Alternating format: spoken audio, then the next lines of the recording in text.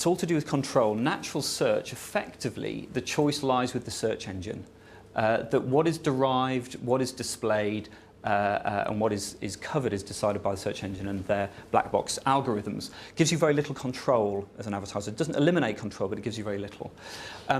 Paid search listings, on the other hand, are effectively written ads, classified ads, that gives you an awful lot of control, but again, the illusion is it's not total control. So therefore they do slightly different jobs. The way we like to look at it is to say that PPC, paid search, is almost like leasing keywords. It's very tactical, it's seasonal. In a lot of categories, a lot of popular keywords are very, very expensive. Long tail keywords are where the volume growth is, and we often use paid search to research keywords for SEO. SEO, on the other hand, is almost like buying, ironically enough, but you're buying through investing in your content and your SEO strategy. It's far more strategic, it's long term.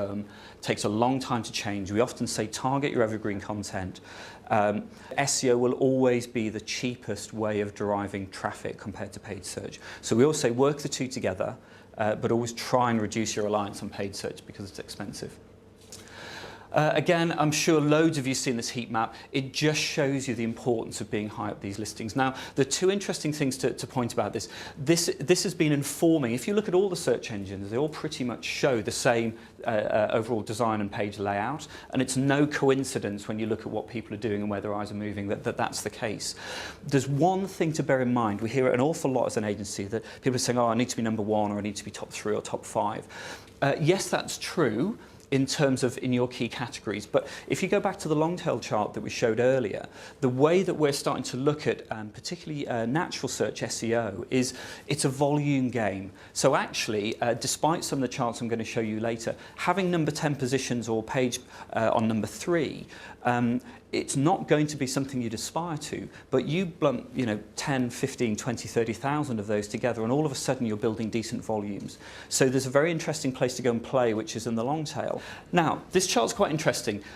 This shows the blue graph really is how many people just click on page 1 positions and it's growing. The red one is page 3 positions and lower. It either shows that search engines are getting better at what they should be doing, which is deriving and delivering the relevancy on the first page. But I think also what's happening is that people are really impatient. So that first page becomes where the real volume battle is. It doesn't mean to say that you only generate viable traffic and viable ROI on that page. Now, you probably all know this, but I just thought it would be worth talking about. Page search is inflationary. It's very much demand driven. So as demand increases against a relatively fixed cost, so the cost per click gets bidded up. And over time, what you find is that the cost overall for campaigns increases. Natural search, SEO on the other hand, is deflationary.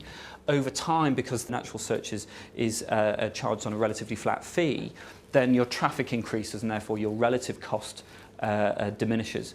And again, for that reason, we always say it's better to focus, if you have to do one or the other, to focus on SEO. But actually the two work very much together. So how does it work? Google's algorithm is the most sophisticated one. It's 250 plus different variables that they change. They recently launched Google Caffeine, which is supposed to be a speeded up version. You need to be thinking about 3 main areas: site content and how that's distributed, site structure and architecture, the way in which the site is built. Great example is Flash. Lots of people use Flash because it's very consumer friendly. Search engines can't really see it. And then authority, which is effectively external link building. And what we find is, although it doesn't always happen, that a lot of companies are very good at doing these things in terms of having good content, having good structure and architecture on their sites. What they're not very good at is actually getting their externalized SEO working very well. And there was a point to a question, I think one of you, I didn't see who it was, asked earlier, which is then, and probably the most important thing, is actually then saying, it's the old research thing, what do we want to find out? But more importantly is, what are we going to do with it when we found that out? What do you do with the data when it comes out? Setting targets, reporting back to key stakeholders. What does that mean to the business? How do you tie this back to an ROI?